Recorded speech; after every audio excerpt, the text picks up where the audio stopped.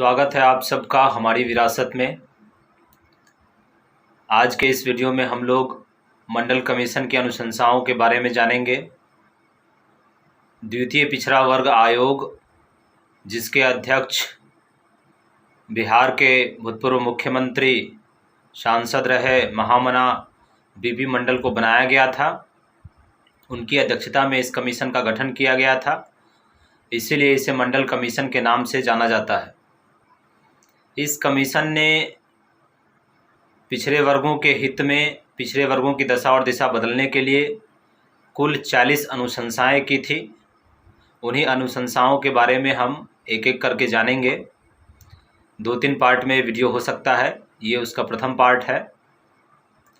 मंडल commission की हालांकि 2 ही अनुशंसाएं अभी तक लागू हुई है, बाकी अनुशंसाएं लागू नहीं हुई है। यदि मंडल कमीशन की सभी अनुशंसाएं लागू कर दी जाती तो इस देश में बहुसंख्यक आबादी का कल्याण हो गया रहता। भारत की जो आज की स्थिति है वो भारत की स्थिति पूरी तरीके से बदल गई होती। मंडल कमीशन का इतना महत्व है कि आज़ादी के बाद के भारत को मंडल कमीशन के पहले का भारत और मंडल कमीशन के बाद के भारत ऐसे कालखंडों में बांटा जा सकता है। तो यहाँ हम लोग मंडल कमीशन की अनुशंसाओं के ऊपर चर्चा करेंगे। मंडल कमीशन की पहली अनुशंसा है, ऐसा लगता है कि अन्य पिछड़े वर्ग का उत्थान बड़े पैमाने पर गरीबी खत्म करने की व्यापक राष्ट्रीय समस्या का हिस्सा है। यह केवल आंशिक रूप से सत्य है। ओबीसी का वंचित या पृथक होना व्यापक राष्ट्रीय मसले का एक विशेष मुद्दा है। यहाँ बुनियादी सामाजिक और शैक्षणिक रूप से पिछड़ापन और गरीबी जाति आधारित बाधाएं हैं। यह बाधाएं हमारे सामाजिक ढांचे से जुड़ी हुई है। इन्हें खत्म करने के लिए ढांचागत बदलाव की ज़रूरत होगी। देश के शासक वर्ग के लिए ओबीसी की समस्याओं की अनुभूति में बदलाव कम महत्वपूर्ण नहीं होगा। आरक्षण अनुशंसा नंबर 2, सत्तासीन अभिजात्य वर्ग के रवैये में ऐसा बदलाव सरकारी नौकरियों और शिक्षण संस्थानों में अन्य पिछड़े वर्ग को आरक्षण दिए जाने से जुड़ा हुआ है। सामान्यतया यह तर्क दिया जाता है कि ओबीसी की बड़ी आबादी, कुल आबादी का 52%, 1931 की जनगणना के अनुसार ओबीसी 52% थे, को देखते हुए हर साल कुछ हजार भर्तियों में आरक्षण देने से उनकी सामान्य स्थिति में कोई खास बदलाव नहीं आएगा। वही दूसरी ओर यह भी तर्क दिया जाता है कि आरक्षित श्रेणी से बड़े पैमाने पर भर्तियां करने से सरकारी सेवाओं की गुणवत्ता व कार्यकुशलता पर बहुत ज़्यादा असर पड़ेगा। यह भी कहा जाता है कि इस तरह के आरक्षण का लाभ ओबीसी के उस तबके को होगा जो पहले से ही अच्छी स्थिति में है। असल में पिछड़े वर्ग के लिए कुछ नहीं बचेगा, उनके हाथ कुछ नहीं आने वाला है। आरक्षण के खिलाफ एक और तर्क आता है, बड़े पैमाने पर आरक्षण कर दिए जाने से उन मेधावी अभ्यर्थियों के मनोबल पर बहुत असर पड़ेगा जिनका प्रवेश आरक्षण के चलते रोक दिया जाएगा। अनुशंसा नंबर 3 है, उपरोक्त सभी तर्क वितर्क विचारों के आधार पर है और उचित नज़र आते हैं, लेकिन यह तर्क अभिजात्य वर्ग के हैं जो अपना विशेषाधिकार बनाए रखना चाहता है। इस तरह के अन्य सभी तर्कों की तरह यह भी एक पक्षीय दृष्टिकोण पर आधारित है। इस तरह से सांकेतिक तरीके से कुछ तात्कालिक चिंता के विषय उठाए जाते हैं और राष्ट्रीय महत्व के व्यापक मसलों को छोड़ दिया जाता है। चौथी अनुशंसा है, हमारा यह दावा कभी नहीं रहा है कि ओबीसी अभ्यर्थियों को कुछ हजार नौकरियां देकर हम देश की कुल आबादी के 52% पिछड़े वर्ग को अग्रा बनाने में सक्षम होंगे, लेकिन हम यह निश्चित रूप से मानते हैं कि यह सामाजिक पिछड़ेपन के खिलाफ लड़ाई का जरूरी हिस्सा है जो पिछड़े लोगों के दिमाग में लड़ी जानी है। भारत में सरकारी नौकरी को हमेशा से प्रतिष्ठा और ताकत का पैमाना माना जाता रहा है। सरकारी सेवाओं में ओबीसी का प्रतिनिधित्व बढ़ाकर हम उन्हें देश के प्रशासन में हिस्सेदारी की तत्काल अनुभूति देंगे।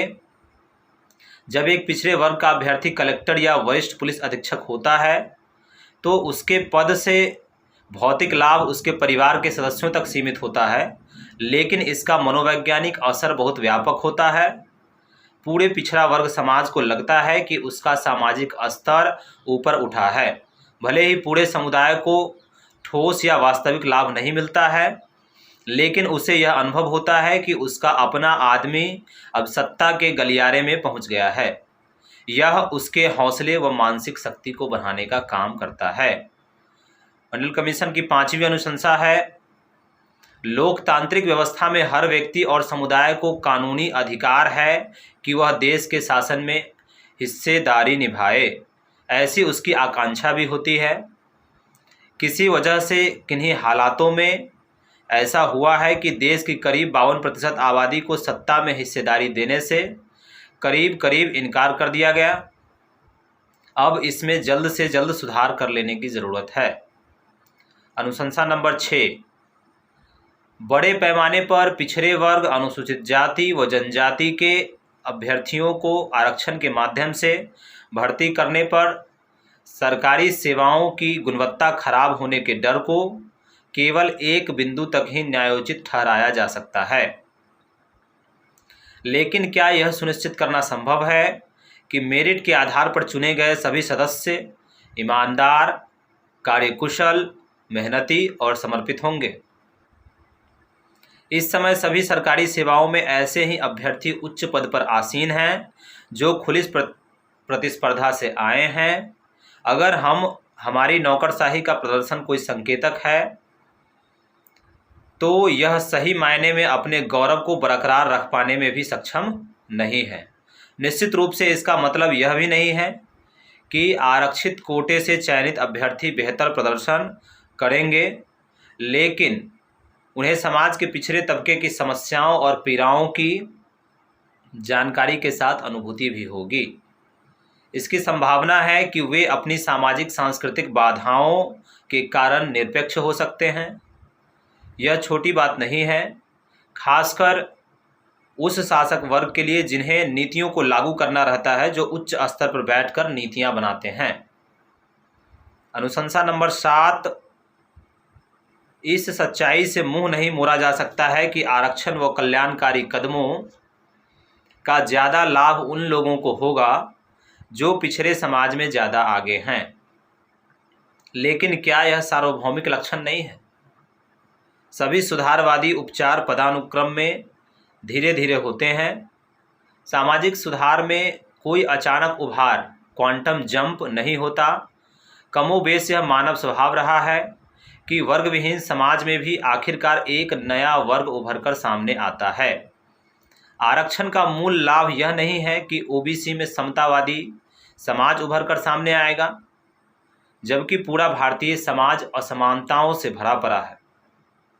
लेकिन आरक्षण से निश्चित रूप से ऊंची जातियों का सेवाओं में कब्जा खत्म होगा। मोटे तौर पर ओबीसी देश के शासन प्रशासन में थोड़ी हिस्सेदारी प्राप्त कर सकेंगे। मंडल कमीशन की 8वीं अनुशंसा है, निश्चित रूप से यह सही है कि ओबीसी के लिए आरक्षण से तमाम अन्य लोगों का कलेजा दुखेगा, लेकिन क्या इस तकलीफ के कारण हम सामाजिक सुधार के नैतिक दायित्व को छोड़ सकते हैं? जब अंग्रेजों ने भारत छोड़ा था तब भी तमाम ऐसे लोग थे जिनका दिल दुखा था। दक्षिण अफ्रीका में जब काले लोग दक्षिण अफ्रीका में रंग भेद के खिलाफ आवाज़ उठाते हैं तो सभी श्वेतों का कलेजा सुलगता है। अगर भारत में उच्च जातियों की 20% से भी कम आबादी शेष आबादी पर सामाजिक अन्याय करती है तो निश्चित रूप से निचली जातियों का कलेजा सुलगता है। लेकिन अगर निम्न जातियां ताकत और सम्मान के राष्ट्रीय केक में से एक छोटा सा टुकड़ा मांग रही है तो सत्तासीन वर्ग के लोग यह दलील देते हैं कि इससे असंतोष होगा।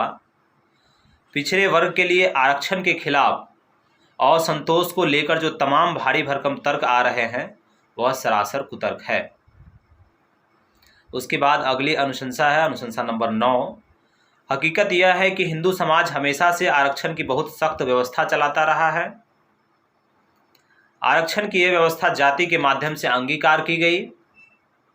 एकलव्य को अपना अंगूठा और शंबुक को अपनी जान गंवानी पड़ी क्योंकि उन्होंने दूसरी जातियों का काम करने की कोशिश की। उनके द्वारा किया गया काम दूसरी जातियों के लिए आरक्षित था। उन्होंने आरक्षण के जातीय कानून को तोड़ा था। ओबीसी के आरक्षण के खिलाफ मौजूदा कोहराम में हंगामा करने वाले खुद के बनाए नियम का पालन नहीं कर रहे हैं। लाभार्थियों का नया वर्ग सामने आने से उन्हें तकलीफ है, उसका विरोध है। विरोध इस बात का है कि वंचित तबका बराबरी के अवसर मांग रहा है, वह अपना हिस्सा मांग रहा है। वंचित तबका उन चीज़ों में अपनी हिस्सेदारी के लिए शोर मचा रहा है जिन पर उच्च जातियों का एकाधिकार है। यह अनुशंसा नंबर 9 था। उसके बाद आरक्षण की योजना और मात्रा, अनुशंसा नंबर 10। देश में अनुसूचित जाति और जनजाति की आबादी 22.5% है। इसी के मुताबिक उन्हें जनसंख्या के अनुपात में सभी सेवाओं और केंद्र सरकार के सार्वजनिक उपक्रमों में 22.5% आरक्षण का प्रावधान किया गया है। राज्यों में भी एससी और एसटी को आरक्षण हर राज्य में उनकी आबादी के अनुपात में है। ये था अनुशंसा नंबर 10। तो आज के इस वीडियो में हम लोग 10 अनुशंसा के बारे में जाने और 3 पार्ट इसका और आएगा जिसमें 10-10 करके हम मंडल कमीशन की 40 अनुशंसाओं के बारे में जानेंगे। मंडल कमीशन की पहली अनुशंसा जो थी 1990 में विश्वनाथ प्रताप सिंह की सरकार ने लागू करने की घोषणा की। मामला कोर्ट में गया और 1992-1993 तक मंडल कमीशन की पहली अधिसूचना जो है कोर्ट के द्वारा सहमति देकर लागू कर दी गई और दूसरी अधिसूचना जो है वो 2006 तक दूसरी अधिसूचना लागू हुई। बाकी की जो अनुशंसाएं हैं, दूसरी अनुशंसा लागू हुई, बाकी की जो अनुशंसाएं हैं वो अभी तक भी लागू नहीं।